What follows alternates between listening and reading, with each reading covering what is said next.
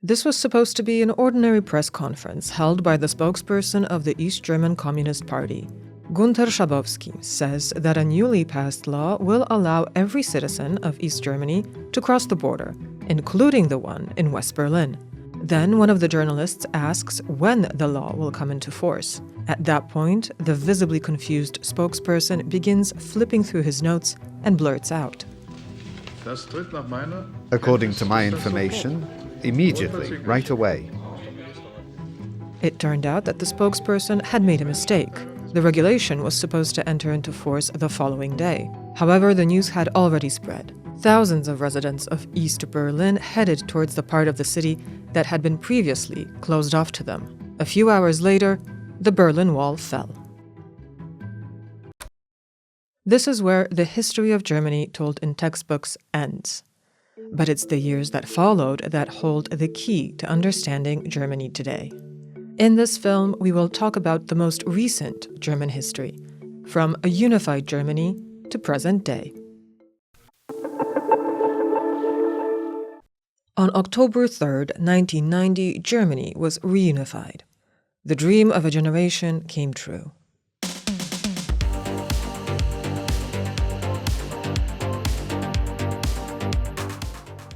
Hope and joy, these emotions dominated Germany in the early 1990s. Germans were looking towards the future with optimism. At the time, Germany was governed by Helmut Kohl, the Chancellor of West Germany, and later the first Chancellor of a reunited Germany. In his speech, he promised East Germany flourishing landscapes. Durch unsere gemeinsamen Anstrengungen Thanks to joint efforts in the social market economy, Brandenburg, Mecklenburg-Vorpommern, Saxony, Saxony-Anhalt, and Thuringia will become flourishing landscapes within the next few years. I am confident that we will be able to overcome the remaining economic problems. Dessen bin ich gewiss. Werden wir lösen können. His speech became historic. However, not everyone was as optimistic. It must be said that there were many concerns coming both from abroad and from within Germany itself, whether reunification should happen at all, and whether it should happen at such a pace. There were many left-wing thinkers, writers, and also politicians in Germany who said that it was happening too fast, that perhaps a confederation would be created instead, that it smacked a little of an Anschluss, meaning that the eastern lands were being absorbed, that they had no real say in it. Today, many things about German reunification seem obvious to us. For example, that Berlin is the capital of reunited Germany. But in 1990, this was by no means obvious. These are images from June 20th, 1991. A crowd gathered in Bonn's main square to watch the parliamentary debate deciding whether Germany's capital would be Bonn or Berlin. Many voices spoke out against the move. This is not a time for centralization, but for decentralization. It's a time for sharing out the tasks. I agree with the previous speakers that this decision essentially concerns the question of where the German Bundestag will be located. And I am unequivocally in favor of Bonn as the seat of the Bundestag.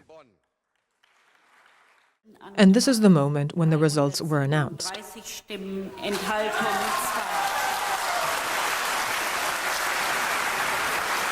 Ultimately, Berlin became the capital by only a narrow margin of votes. I am disappointed. I had hoped for a different result, but we must respect it. We now need to talk to the public so that this disappointment is not too great. But this is only one example of the controversial and problematic issues associated with reunification. Far more difficult questions concerned the economy. Germany faced a challenge previously unknown in its history: how to merge two countries with completely different systems and different levels of development into one.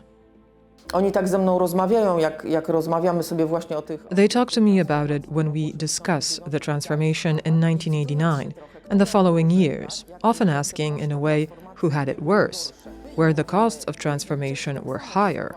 We tell them, and the Czechs and Slovaks say the same, that you had a big brother who provided you with a financial injection and showed you how things were done. Meanwhile, the Germans respond, yes, that's true, we had a big brother, the Federal Republic of Germany. But when you went out into the streets and protested, you later received what you fought for. You had agency. You obtained the positions you demanded. You more or less took over the state.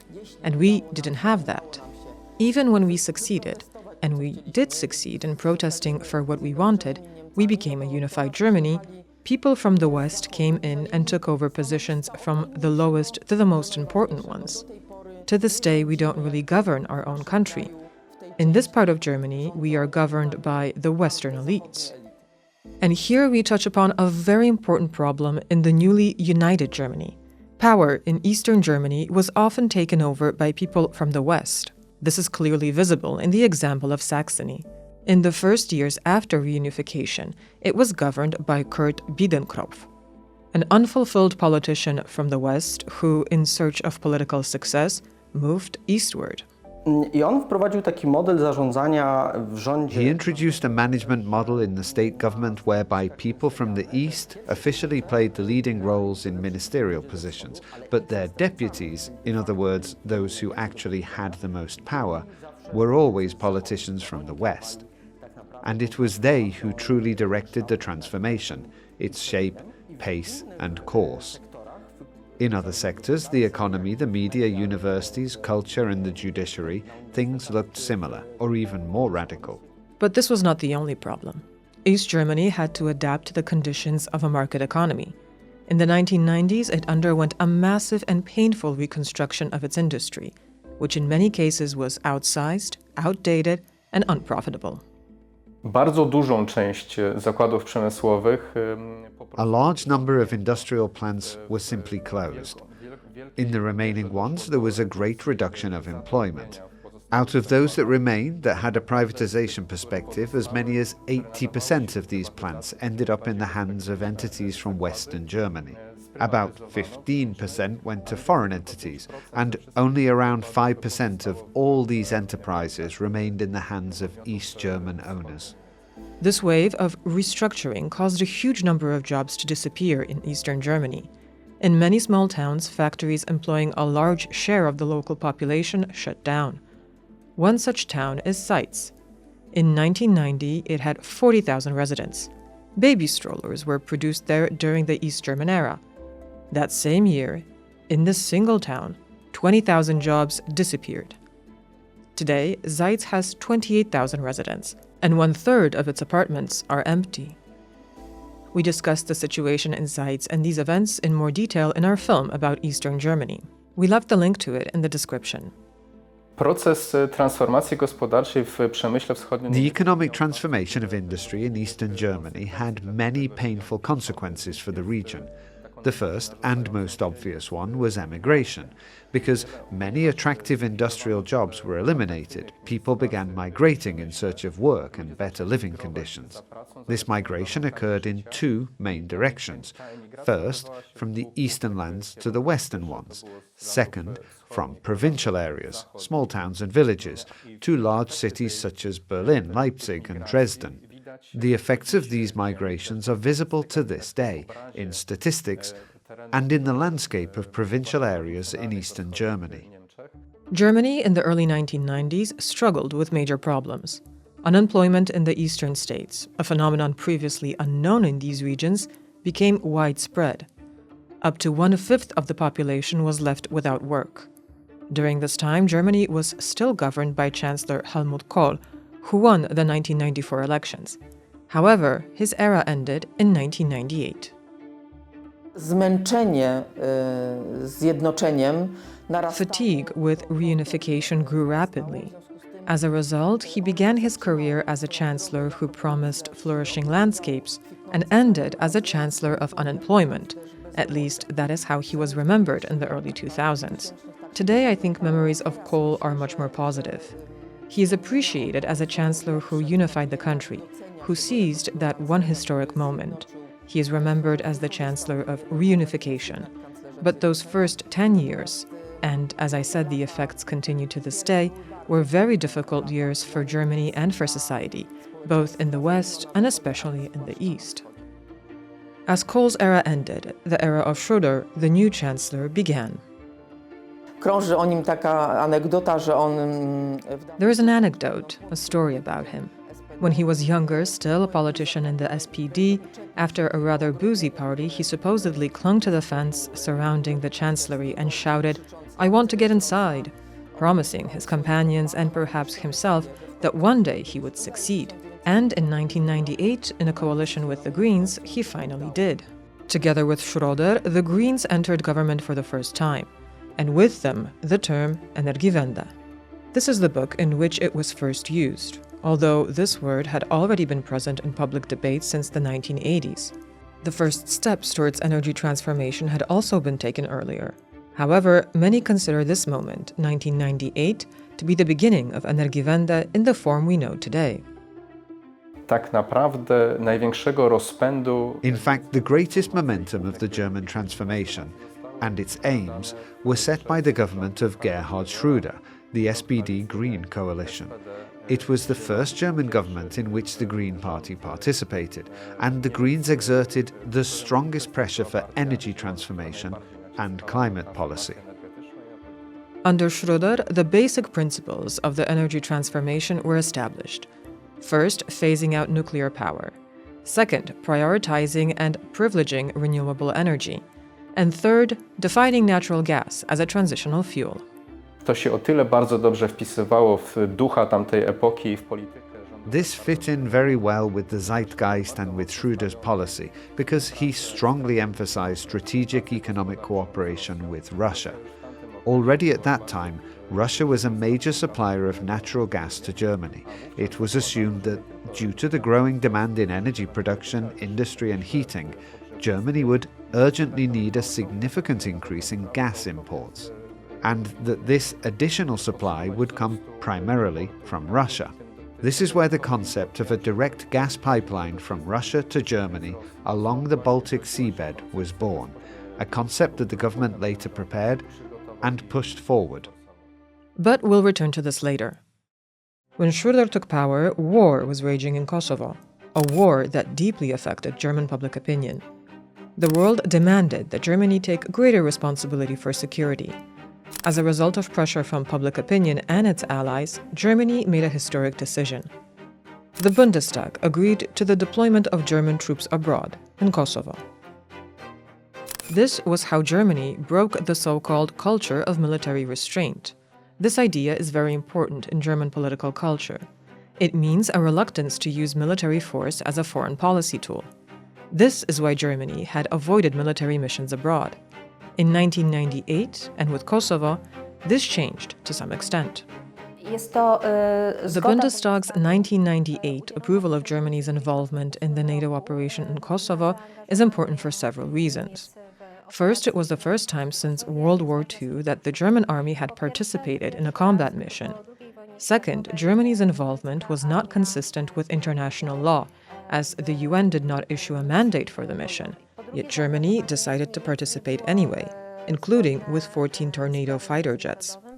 This event is associated with a very important, almost symbolic moment in German political history. It concerns the extraordinary Green Party Congress in Bielefeld, convened precisely because of the Bundeswehr's military involvement in Kosovo. The decision sparked broad controversy because pacifism is one of the core elements of the Greens' political DNA. And let's remember, the Greens were governing in the coalition with the SPD, which ultimately decided to send German troops to Kosovo. At that Congress, Foreign Minister Joschka Fischer, himself a Green, is thought to have justified the decision. Before his speech, he was struck by a balloon filled with red paint. Despite this, he delivered the speech, during which he uttered the famous words, "Never again war, never again Auschwitz, never again genocide, never again fascism." Nie wieder Krieg, nie wieder Auschwitz, nie wieder Völkermord, nie wieder Faschismus. Beides gehört bei mir zusammen, liebe Freundinnen und Freunde. Ultimately, the Congress supported the decision. But this was not the end of the changes in German foreign policy. Schroeder's goal was to restore Germany's rightful place in shaping the global order. Bardzo szybko wprowadził Schroeder very quickly initiated deep talks along the Paris-Moscow-Berlin axes to regain sovereignty. US policy helped him with this. He was able to distance himself from the Iraq War, which he opposed, and demonstrate that Germany would pursue a sovereign foreign policy.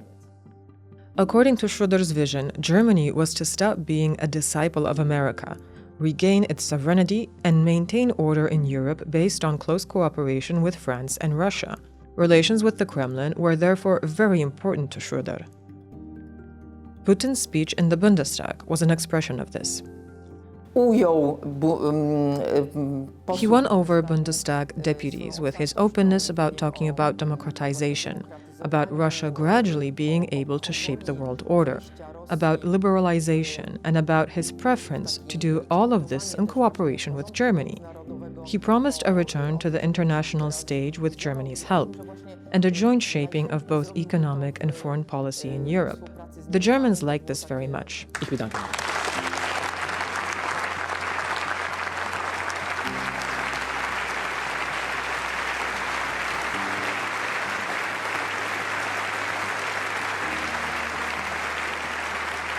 I wiele sobie obiecywali po tej zmianie.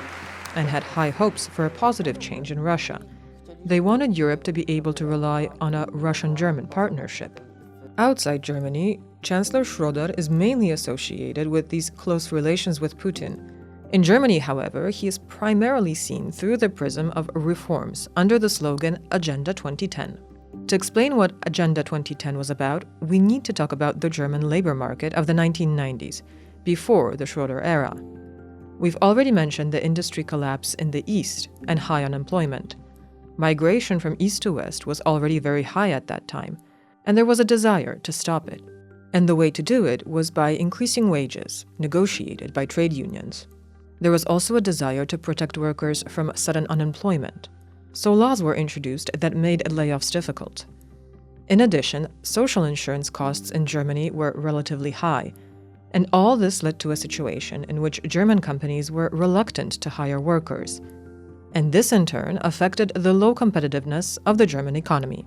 Schroeder, chcąc temu zapobiec, zaproponował pakiet reform. To prevent economic stagnation, Schroeder proposed a package of labor market reforms in 2003, known as Agenda 2010. These reforms included the introduction of flexible forms of employment, reductions in social benefits, and easing dismissal regulations. Unfortunately, they were met with strong social opposition because they led to the creation of a low-wage sector and significantly increased social inequalities. Uderzyło to bardzo mocno w jego własne... This hit Schroeder's own electorate, the Social Democratic base, very hard, and in fact, the SPD had been struggling with the consequences ever since. The party has still not been able to fully recover from the slump in the polls and the difficult situation caused by these deep reforms. However, as a state, Germany benefited from them. In my opinion, for the next 16 years, during Angela Merkel's chancellorship, Germany, colloquially speaking, rode on these reforms. They truly improved competitiveness and had a very positive impact on Germany. In the context of Germany's economy, another historic event took place in 2002.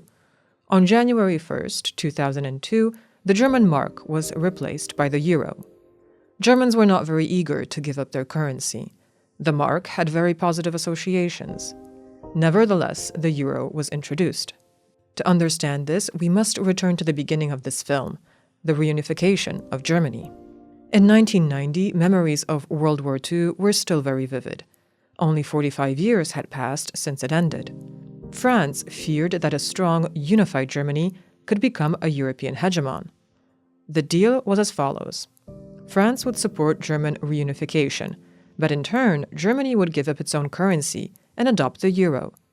This means that the European currency was adopted in Germany for political, not economic reasons. Jednak z perspektywy handlowej From a trade perspective, the adoption of the euro was highly beneficial. As a strongly export-oriented country, Germany faced significant appreciation pressure on its currency. The adoption of the common European currency reduced this pressure, allowing German companies to export their products abroad at much more favorable prices than if they had retained an independent currency.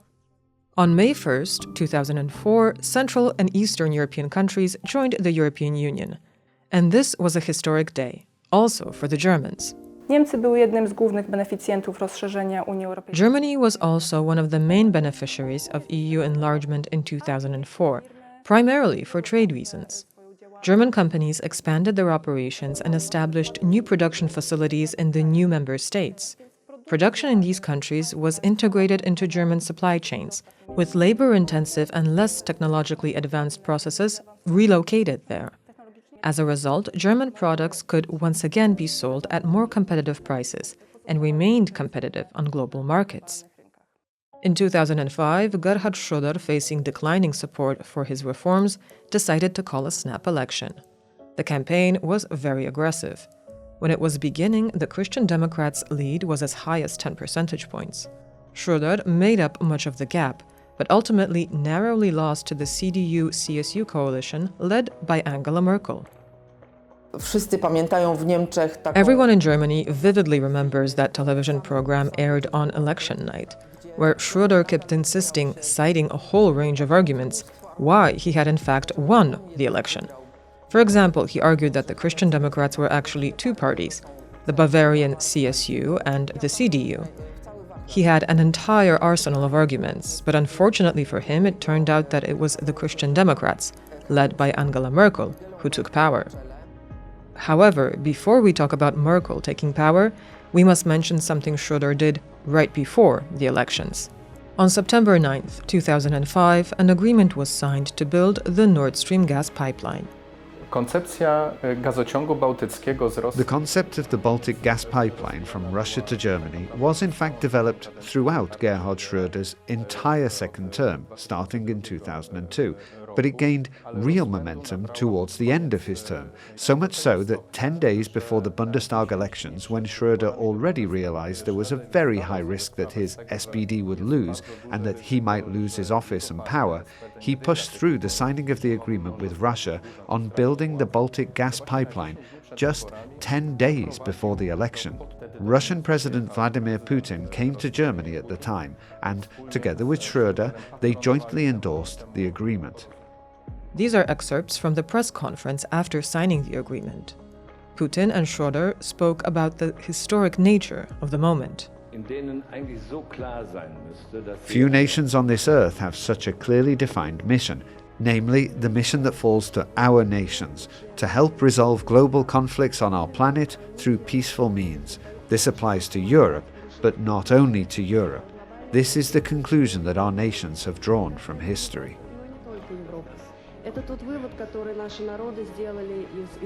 To było również oczywiście. This was, of course, also support for Schroeder's election campaign.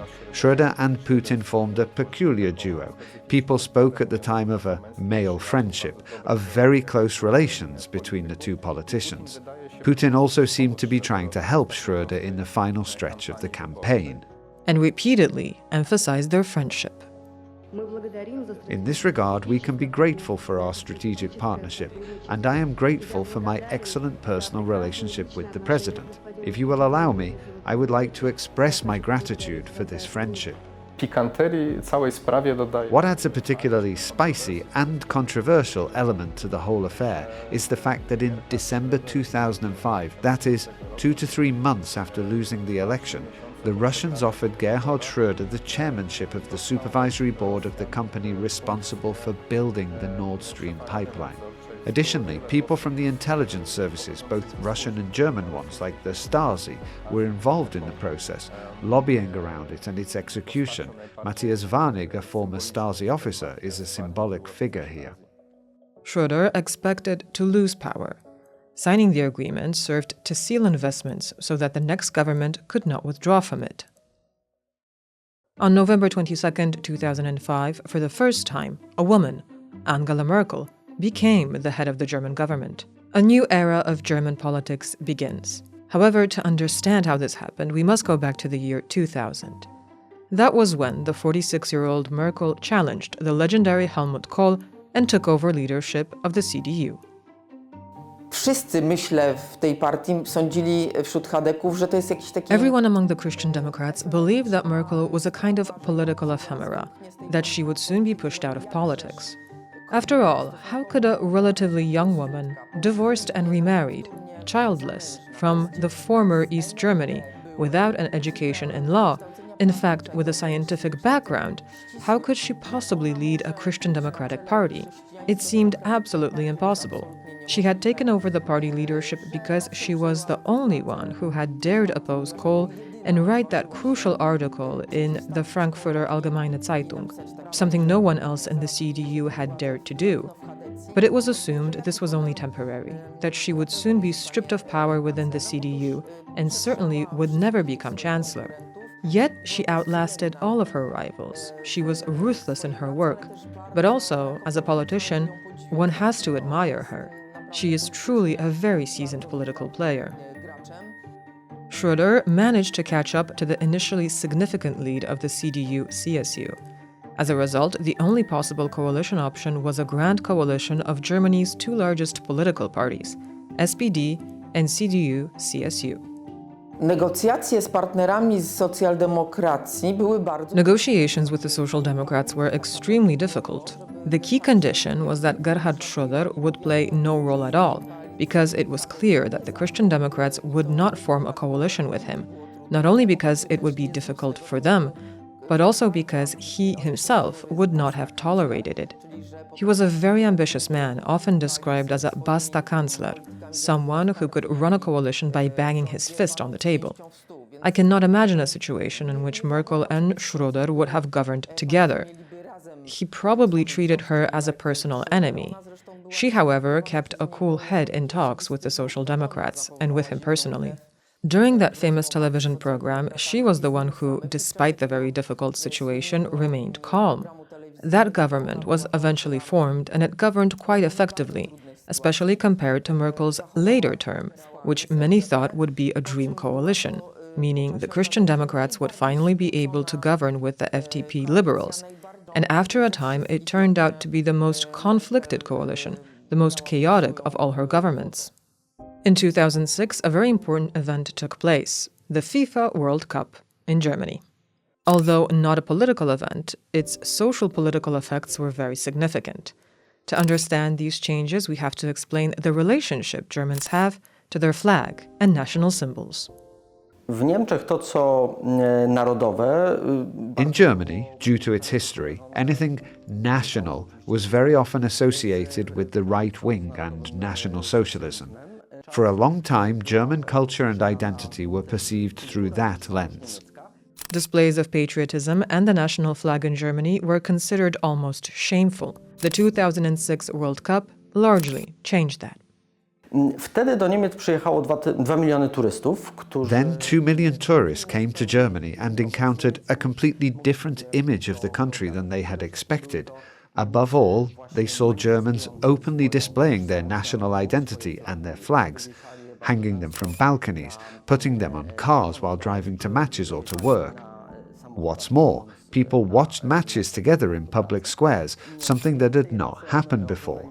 This entire phenomenon is referred to in Germany, even in academic literature, as the Sommermärchen, the summer fairy tale, because it showed that patriotism does not have to be associated with something negative, which, until 2006, had largely been the norm in Germany.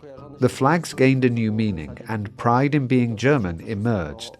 Germany finished third in that tournament, and some historians and sociologists argue that it was even a founding moment of a new republic, a partial break from the past. In 2011, there was another seismic shift, in both literal and figurative terms. In Fukushima, about 9,000 kilometers from Berlin, a tsunami caused a nuclear disaster. The reactions to this event, in which ultimately 2 people died, were hysterical in Germany. Large demonstrations against nuclear energy were organized, and support for a rapid nuclear phase-out reached as high as 80%. To understand this reaction, we have to point out that the anti-nuclear movement in Germany had been very strong for years, as demonstrated by footage from anti-nuclear demonstrations in the 1980s and 1990s. Fukushima, czyli początek 2011 roku jest bez wątpienia. Fukushima, in early 2011, was undoubtedly an important turning point in the history of Germany's energy transition, though not quite in the way it is commonly perceived. Fukushima was not the beginning of Germany's exit from nuclear energy, but rather a crucial element of a longer story. Without decades of the anti-nuclear movement and without Gerhard Schroeder's decision to phase out nuclear power, what happened in the public debate after Fukushima would not have been possible. Fukushima had a major impact on German energy policy. Just a few months before the disaster, the German government had decided to extend the operation of nuclear power plants until the mid-2030s. Anti-nuclear hysteria broke out in Germany at a very specific political moment. Germany was heading into elections in the key state of Baden-Württemberg. The anti-nuclear Greens were gaining support in the wake of events in Japan, while the Christian Democrats were losing ground. Angela Merkel therefore decided to ride the wave of anti-nuclear sentiment. I w marcu 2011 roku, właśnie po wydarzeniach w Fukushima, In March 2011, riding the wave of protests, Merkel reversed course and decided on halting the functioning of half of Germany's nuclear reactors and debated what to do next regarding nuclear power.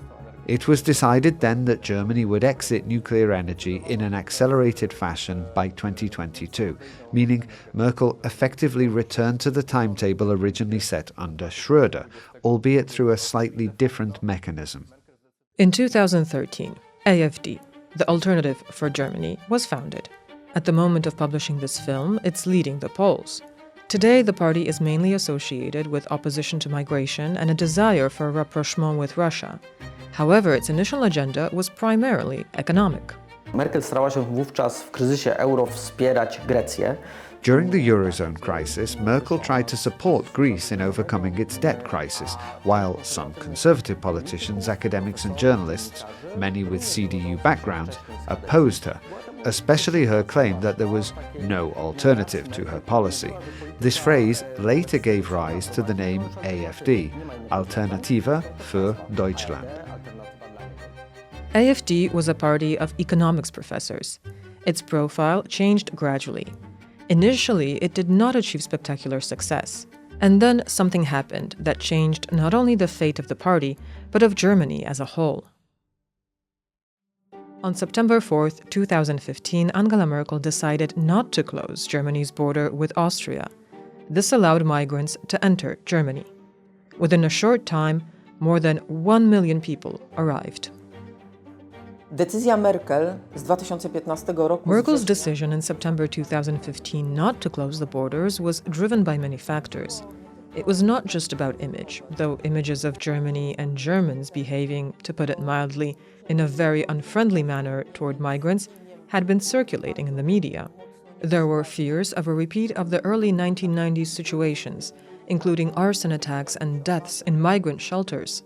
Merkel was also criticized for appearing cold and unwilling to engage in discussions about migrants. Humanitarian considerations mattered as well. She saw what was happening along the Balkan route, especially at Budapest's Keleti railway station. She was also convinced by advisors that this was a good strategic decision, as Germany, like other European countries, needed workers due to its demographic problems. She believed she was making a smart, humanitarian, strategic, political, and economic move that would bring multiple benefits. Initially, migrants were welcomed with enthusiasm. Images like these traveled the globe. Germans greeted migrants at train stations like heroes.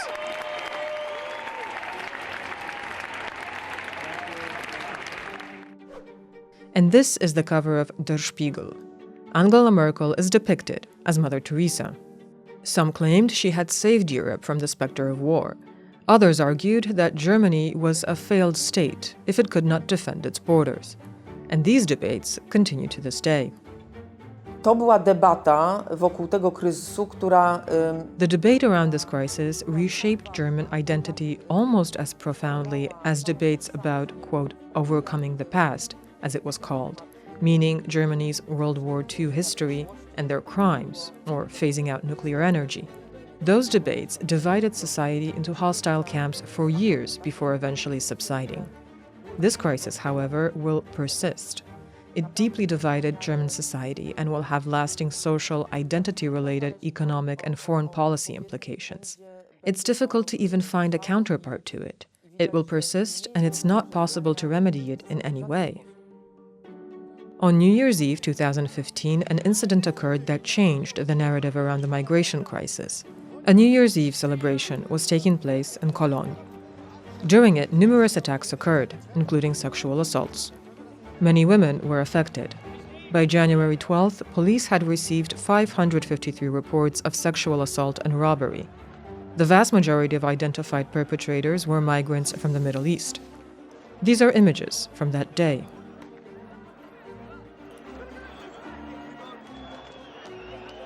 Pierwszą reakcją prasy, nie tylko prasy, w ogóle mediów w Niemczech, było przemilczenie tego. Initially, the media largely remained silent. Only after discussions erupted on social media did reporting begin. Police data on complaints and disturbing reports slowly entered public debate, especially concerning trauma among young women.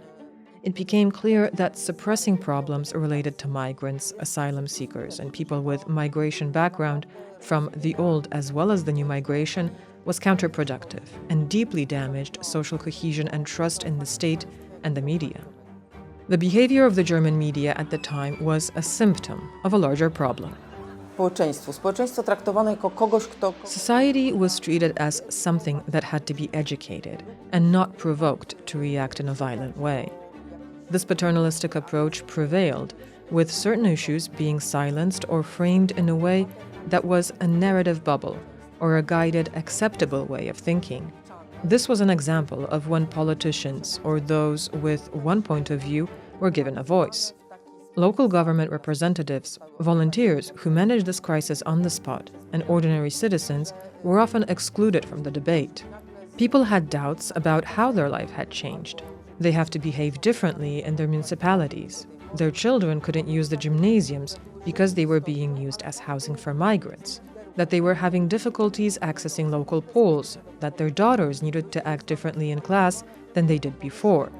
Those were real-life situations, but these opinion leaders believed they were too dangerous to state openly, because if they did, it would cause a landslide of bad intentions. Ultimately, AfD became the only party openly addressing these citizens' concerns, gaining political momentum as a result. In 2014, Russia began its aggression against Ukraine. In March, Russia annexed Crimea, and the war in the Donbass began. A war that continues to this day. The Russian aggression and sanctions did not prevent the signing of an agreement in June 2015 to build Nord Stream 2. Nord Stream 2, to znaczy decyzja o budowie... The decision to build Nord Stream 2, these two new pipelines, after the annexation of Crimea, after placing EU sanctions on Russia for this, reflects a profound strategic blindness, almost a form of extended suicide, taken against the security and economic interests of Germany's allies from both the EU and NATO, like Poland or the Baltic states. Germany decides to take on the perception of the threats and interests of a third entity, that being Russia, and to do business with it against its own community. And this has a dramatic conclusion, because as we know, this was one of the factors that emboldened Putin, and was one factor leading to the full-scale invasion of Ukraine in 2002. And this is a good moment to talk more broadly about Merkel's policy towards Russia. Its roots can be found in the 1990s. Zgodnie z powszechnie panującym wówczas przekonaniem... The common belief at the time was that, with close economic and social relations, Russia would become a country with Western standards, a Western democracy. Following that line of thought, Russia was a crucial element of the European security system, and confrontation was to be avoided. In reality, it was to facilitate Germany's access to Russian markets and Russian energy resources. From the beginning, Merkel sought to maintain good relations with Russia. She positioned herself as a mediator and sought dialogue. Acts of aggression against Georgia and Ukraine did not give her pause. Nor did a personal incident. During a meeting in the Kremlin, Putin let a large dog into the room, knowing very well about Merkel's fear of dogs. And while this situation is anecdotal, various Russian attacks also affected Germany itself. Dość wspomnieć o... And here we have to mention a series of cyber attacks on government organizations and the Bundestag in 2015 and 2016, which were reportedly executed by Russian hackers. And there's also the so-called Liza case, In 2016, the Russian media reported that a 13-year-old German girl of Russian origin had allegedly been abducted and raped by an Arab migrant. It quickly turned out to be false. The girl had run away from home after being reprimanded by her parents and stayed with the schoolmate's family. Nevertheless, Russian propaganda spread disinformation, claiming that German authorities had covered up the case. In this way, Russia sought to inflame anti-migrant sentiment and destabilize Germany. Była to zaledwie namiastka. This was just the tip of the iceberg for the propaganda and disinformation campaigns that Germans had to deal with in the following years. Despite all this, the belief in dialogue with Russia remains strong in Germany. Sądzę, że nie można tutaj mówić... This was not naive of the German elites, that in the case of Nord Stream and Nord Stream 2 in 2015, the Germans were naive, that Putin tricked them, that they didn't expect such an aggressive stance from Russia. I think it was strategic blindness. The Germans assumed that they could play Putin, or that he would not risk a conflict, especially with them, because the Russian budget depended on their trade of hydrocarbons. And besides, there were such great perspectives of cooperation. Who in their right mind would destroy such circumstances for cooperation? That is what German politicians thought. The greed and the desire to be a key economic and political player with Russia, without a plan B, and without a verification of plan A, led to failure in the form of the Russian aggression on Ukraine in February 2022. And we must add that during the Merkel era, the economy was doing well. W momencie objęcia władzy przez Angelę Merkel w 2005 When Merkel took power in 2005, she inherited and maintained the core Agenda 2010 reforms. Unemployment fell to 3.6% by 2021, and overall her tenure coincided with economic prosperity. To był okres, kiedy Niemcy cieszyli... It was a time when Germans experienced relatively low prices of natural gas and electricity, and German companies expanded globally. They were successful in China, new trade contracts were established, and exports were rising. In 2008, the global financial crisis broke out. By German standards, it led to a relatively high public debt. As a result, Merkel made decisive fiscal policy one of her priorities. utworzono wówczas nowe reguły fiskalne, m.in. hamulec długu. New fiscal rules were established, such as the debt brake, which restricted the possibility to take on new debt. An attempt to keep a balanced budget, meaning with no debt, was also made and realized in the years 2014-2019. It contributed to the great success of the Christian Democrats, which were seen as a party that deals with public finances responsibly. This policy, however, had a major side effect: underinvestment in public infrastructure. The consequences of this neglect will be felt by Germany for many years. Nie ingerowała, nie realizowała trudnych społecznie. She did not undertake socially difficult reforms. She rode the wave of this small stabilization. The second period of Angela Merkel's 16 years in government in particular was marked not just by the lack of reforms, but also investment neglect. In terms of transport infrastructure, this included both roads and railways. It led to a situation where today the railway infrastructure is in such bad shape that half of the trains are delayed, and the German railways themselves became one of the symbols of the decline of the German state. On December 8, 2001, Angela Merkel's era in German politics came to an end. An era that, among other things, shifted the Christian Democrats to the left. Kadecy musieli się zgodzić na wiele takich zmian, które były... The Christian Democrats had to agree to many changes that were not in their, let's call it, portfolio, beginning with suspending military service, agreeing to same-sex marriages, and many other things. Even phasing out nuclear energy was not their idea, and still they had to agree to it and voted for it. Merkel reshaped the political landscape in Germany. She is often called the mother of AfD. CDU had substantial support after the financial crisis, and later some of its members abandoned Merkel, forming AfD, becoming a party of protest.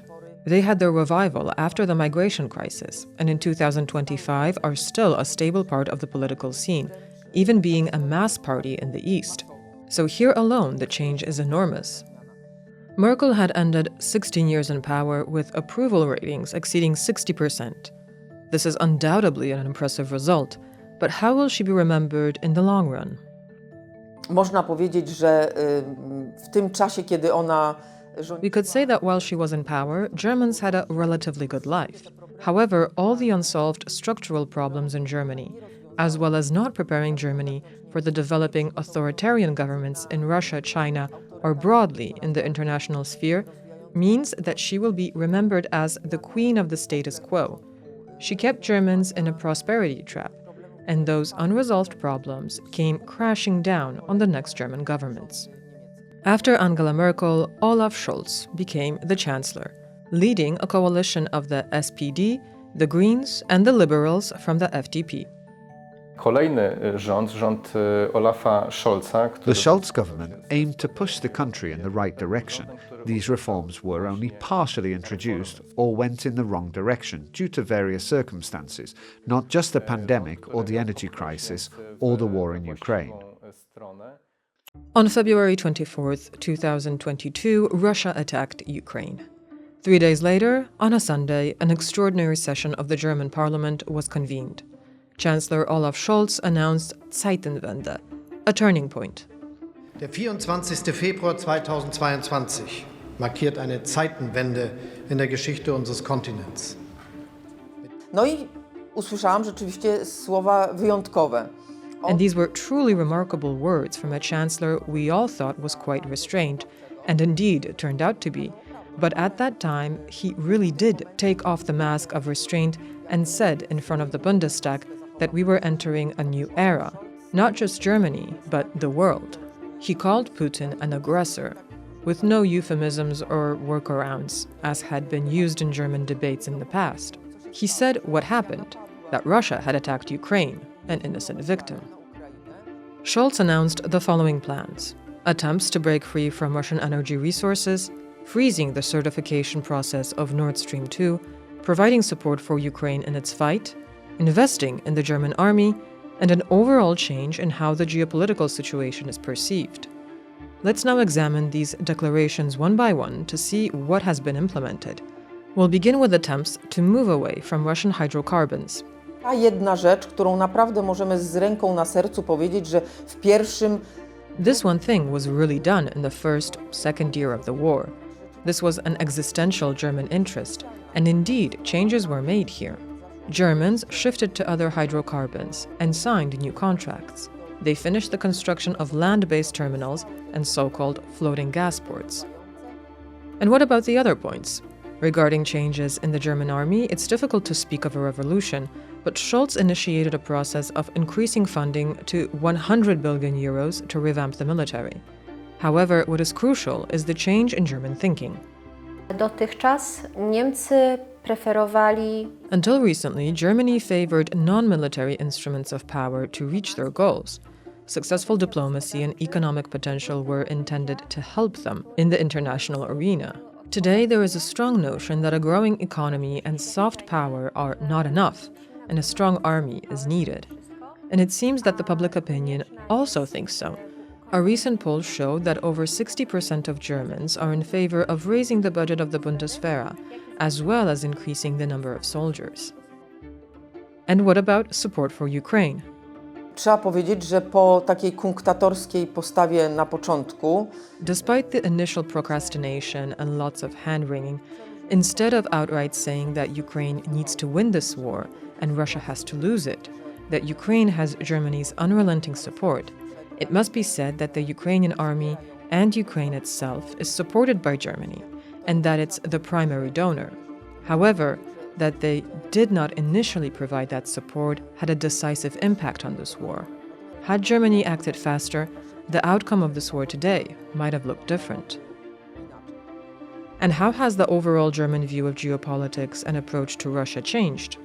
Rosja z głównego partnera polityki wschodniej Russia has gone from being the main partner of Germany's Eastern policy to becoming the main threat for the mainstream political parties. German Eastern policy has focused primarily on the issue of support for Ukraine, although this too has not been without controversy. Nevertheless, the debate on Eastern policy is still ongoing, and there is no shortage in Germany of so-called Russlandverstehers, voices arguing for ending the war in Ukraine as quickly as possible, above all at Kyiv's expense and through a return to, quote, normal relations with Russia. The war in Ukraine became one of the dominating topics in Germany, even in local elections. These are examples of state election campaign posters in Eastern Germany. On this wave, Scholz tried to present himself as a chancellor of peace. However, this did not help him stay in power. What was supposed to be a coalition of progress was internally divided and eventually collapsed. Scholz decided to call an early election, something rather rare in the German political system. And as a result of this election, Olaf Scholz ceased to be chancellor. Niemcy po rządzie Scholza. Germans will certainly remember the Scholz government for rising energy prices, which were to a large extent the result of Russia's actions. At the same time, during Scholz's term in office, Germany experienced a rise in deindustrialization, a decline in industrial output, and job cuts in manufacturing sectors. The SPD, Greens, FDP government proved to be a failure and did not deliver the long-awaited reforms. The election was won by the Christian Democrats, led by Friedrich Mertz. In the campaign, the Christian Democrats mainly emphasized the need to focus on the economy. Cieszyło się to bardzo dużym poparciem Niemców, że There was significant public support for finally acknowledging that this was the most important task, that the German economy needed to be put back on its feet after years of stagnation and even recession. Unfortunately, terrorist attacks carried out in recent weeks in Germany by migrants or asylum seekers forced this issue into the election campaign, which ultimately boosted the popularity of AfD rather than the Christian Democrats. The Christian Democrats' victory was not as easy as it might have seemed. AfD came in second, and the SPD third. This enabled the formation of a coalition between the previously governing Social Democrats and the Christian Democrats of the CDU-CSU. This government made a very important decision even before taking office. At Merz's request, the outgoing Bundestag passed a constitutional amendment. Jednym z elementów tej reformy jest One element of the reform package is the exclusion of defense spending above 1% of GDP from the debt brake rule. As a result, the German government has declared that it aims to reach defense spending of 3.5% of GDP by 2029, with the Bundeswehr's budget for 2026 set to amount to 108 billion euro. But finances are not everything. The German army faces many other challenges. jednym z nich jest zwiększenie stanów. One of the goals is to increase the size of the armed forces. By 2035, Germany has committed to having an army of 260,000 soldiers and 200,000 reservists. Currently, the number of soldiers fluctuates around 180 to 182,000. Infrastructure will have to be built for such an army. In addition, Germany must strengthen its arms industry. Many challenges also lay ahead for the German economy. Obecna sytuacja gospodarcza Niemiec koncentruje się tak naprawdę wokół trzech głównych problemów. Germany's current economic situation revolves around three main problems: the loss of Germany's attractiveness as a location for business activity, competition from China, and the protectionist trade policy of the United States. Over the past 20 years, German companies have neglected technological investments and grown accustomed to their comfortable position as a trade and technological hegemon. During that time, Chinese companies not only caught up, but in many cases overtook German firms. This is especially visible in the automotive sector, particularly with electric vehicles from China, which pose an increasingly serious price and quality challenge to German brands. The situation is further worsened by the protectionist policies of President Donald Trump, as the United States is Germany's most important export partner. In the first 7 months of 2025, Germany's trade surplus with the US fell to its lowest level since 2021, and sentiment among German entrepreneurs is very negative. Exports are de facto declining continuously. In the face of these problems, German companies are announcing large-scale job cuts, and since 2003, there has been a growing trend of corporate insolvencies. All of this raises concerns about deindustrialization and the long-term loss of Germany's economic potential. The new government is aware of these problems. the constitutional change, which loosened fiscal rule, will facilitate not only military funding, but also investment across the economy. Germany also decided to create a special 500 billion euro fund. This gives the Mertz government tools to tackle numerous structural problems. We have already mentioned the decline of infrastructure. One of its symbols is the collapse of Kohl Bridge in Dresden in 2024. Najszybszy okres rozwoju niemieckiej infrastruktury The transportowej. fastest period of development of Germany's transport infrastructure occurred in the 1960s, 1970s, and 1980s. This was when most highways and federal roads were built, and when the German rail network developed most rapidly. Later, especially after 2000, investment in the modernization and expansion of infrastructure was sharply reduced, particularly in rail infrastructure. As a result, a very large portion of Germany's road, rail, inland waterways, and port infrastructure is now considered severely underfunded, outdated, and in urgent need of repair or expansion. For example, it is estimated that around 4,000 German highway bridges and overpasses, which is around 10% of the total, require immediate modernization. Many of them are in such poor condition that they have to be closed to traffic for weeks at a time. In 2024, Germany hosted the European Football Championship. Tourists from across Europe experienced the problems plaguing the German railway system. These are just examples of headlines from that period. The punctuality of German railways is around 50%, far lower than, for example, in Poland. Z roku na rok spada. The punctuality of German trains is declining year by year. The system is becoming increasingly dysfunctional, which led the Scholz government to launch an unprecedented program to modernize rail transport corridors. This involves completely shutting down key routes for many months in order to carry out comprehensive upgrades. At least temporarily, this further worsens the situation on German railways, as it forces long detours, increases costs, and leads to more delays for the remaining train services. Neglected infrastructure, bureaucracy, and low levels of digitization are not the only problems. Another major challenge is energy costs. German companies compete globally with China and the US, where energy costs are 2 or 3 times lower. This is the result of the energy transition model chosen by Germany. Którym coraz większym problemem i to problem. Another growing problem is the cost of expanding the electricity grid. These costs run into hundreds of billions of euros. It is estimated that by 2045, Germany will need to invest nearly €500 billion in expanding its power grid. These costs are primarily passed on to electricity consumers. Although the government regularly injects large subsidies from the state budget, energy prices and the costs of the energy transition, especially grid expansion, remain a structural problem, particularly for energy-intensive industries. Economic challenges also have an international dimension. We previously mentioned the problem of dependence on China. Major debates on this topic are currently underway in Germany. Obecnie rząd Friedricha Merza. The government of Friedrich Mertz currently presents a rhetorically confrontational stance towards China, openly identifying threats not only stemming from economic dependence between China and Germany, but also from China's policies. For example, in the Indo-Pacific, particularly regarding the future of Taiwan.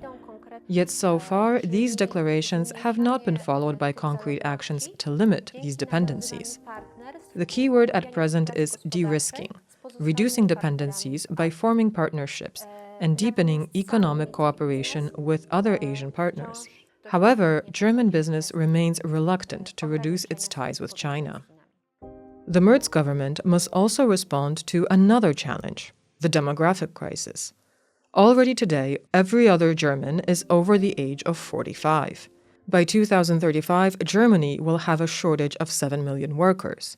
And already now, the German state transfers €1 billion a day to pensioners. Jakoś ten system finansować. This system has to be financed somehow, And that is becoming increasingly difficult because the number of contributors is shrinking. One of the most controversial debates in Germany concerns reform of the pension system. Under the most recent reform, Germans are expected to work until the age of 67 before retiring, although this threshold will only be fully implemented in 2031. Until then, numerous exemptions apply, which place a burden on the system. Hence proposals to raise the contribution rate, currently 18%, or, as suggested by the youth wing of the Christian Democrats, to extend the working age to 70, or to limit privileges for civil servants and politicians who do not contribute to the general pension system. An aging society creates further problems, such as care for the elderly. By 2050, the number of people requiring this care could reach 7.5 million, equivalent to around 10 cities the size of Las Vegas. And as we have said, there is already a shortage of workers. An obvious solution could be migration. Already today, over 40% of students in German schools have a migrant background.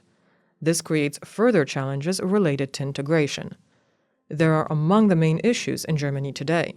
The new German government supports continued migration, but at the same time wants to bring it under control. Some link the issue of uncontrolled migration, which we mentioned in the context of the 2015 migration crisis, to safety on the streets. W odczuciu społecznym ewidentnie widać... Public opinion polls clearly show that people feel less safe, especially in certain parts of cities, mostly large cities, though not only those, which is new. Research into this issue was prompted by remarks made by Chancellor Mertz about the urban landscape. When asked what he meant, he said people should ask their own daughters. He was referring to places, especially in large metropolitan areas, where one cannot walk safely after dark. There are neighborhoods people avoid entirely, often around train stations and in parks. Everyone knows which areas in their city are dangerous. After his comments, which sparked outrage, especially among supporters of left-wing parties, Mertz was even accused of racism and incitement. Yet surveys showed that an overwhelming majority of citizens could identify such places in their cities and believed Mertz's remarks were accurate, and rather than concealing facts, reflected reality. All this is taking place alongside a radicalization of social sentiments. Ale przejawem tej radykalizacji i takiego... This radicalization and social tensions are also manifested in violence, often directed at local level politicians. A turning point was the 2019 murder of Walter Lübcke, a regional CDU politician from Hesse. This shocked German public opinion. At the same time, Germany has experienced attacks by far-right terrorists, such as Hanau in 2020, and earlier attacks by the National Socialist underground in the late 1990s and early 2000s. On the other side, there has also been an increase in violence and terrorist attacks carried out by individuals with migrant backgrounds. The 2016 Berlin attack is a prime example. Radicalization is deeply present in German society and spills over into politics. It is also visible in the Bundestag and in the media, especially online, where many offences involve insults or incitement to hatred. The German state is trying to counter these trends by tightening laws and strengthening the security services, but the effects will take time. And what does Chancellor Mertz want to change in foreign policy? His predecessor often spoke of red lines when it came to supporting Ukraine. Obecny rząd Friedricha Merza deklaruje odejście od tej polityki. The current Mertz government declares a shift toward a policy of strategic ambiguity. In practical terms, this means that the German government has stopped publishing detailed data on specific deliveries of military equipment and weapons to Ukraine, and provides only vague figures regarding the value of arms that have actually been delivered to the front. But this is only part of Mertz's vision. Kanclerz Friedrich Merz deklaruje gotowość. Chancellor Friedrich Merz has declared Germany's readiness to assume greater responsibility for Europe, even to take on a leadership role. Germany has the strongest economy in Europe, and its geopolitical position is cited as a key advantage. However, the question remains whether other members of the group Germany seeks to lead share this view. 2022 appears to have been a turning point, marked by a loss of trust in Germany. It exposed the consequences of flawed German policies not only towards Russia, but also towards China and in energy policy. As a result, Germany's ambitions to lead Europe are often questioned by other EU member states. There is a threat to the current direction of German foreign policy stemming from extremist parties, including the increasingly popular AfD. This poster is just one example. Alternative for Germany openly calls for a return to cooperation with Russia and projects such as Nord Stream. Similar demands are also voiced by far-left parties. The question of whether Germany's current political course will be maintained, therefore, remains open. Niemcy są niewątpliwie w bardzo trudnym momencie. Germany is undoubtedly at a very difficult moment. The consequences of the migration crisis weigh particularly heavily. They have proven long-lasting and deeply divisive. Economic stagnation and recession also have a very negative impact, not only on the economy and politics, but also on the national mindset. Germany is unsettled. The crisis has lasted too long. There is uncertainty about how to exit it, which strongly affects perceptions of political action. Mertz and German politicians in general have managed expectations poorly. They promised too much, that they will repair the state quickly and all at once, which was physically impossible. As a result, instead of appreciation for what has been achieved, which is not insignificant, people are frustrated by unfulfilled campaign promises. Germany faces very difficult challenges similar to those confronting other EU countries, addressing demographic decline, managing migration. These problems affect everyone, though Germany and France perhaps more so. There are also distinctly German issues, such as how to do politics and how to argue. Germany lacks a strong culture of political conflict, making it difficult to solve problems, because there is always a search for a grand compromise. Every sharp confrontation or dispute triggers fears of a return to Weimar, and after Weimar, Hitler. As a result, Germany needs to rediscover the essence of democracy, a culture of disagreement.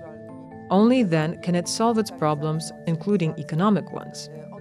Everyone hopes for rapid economic growth and solutions to structural problems: digitization, reducing bureaucracy, and deindustrialization. These issues affect every German and are reflected in voting behavior.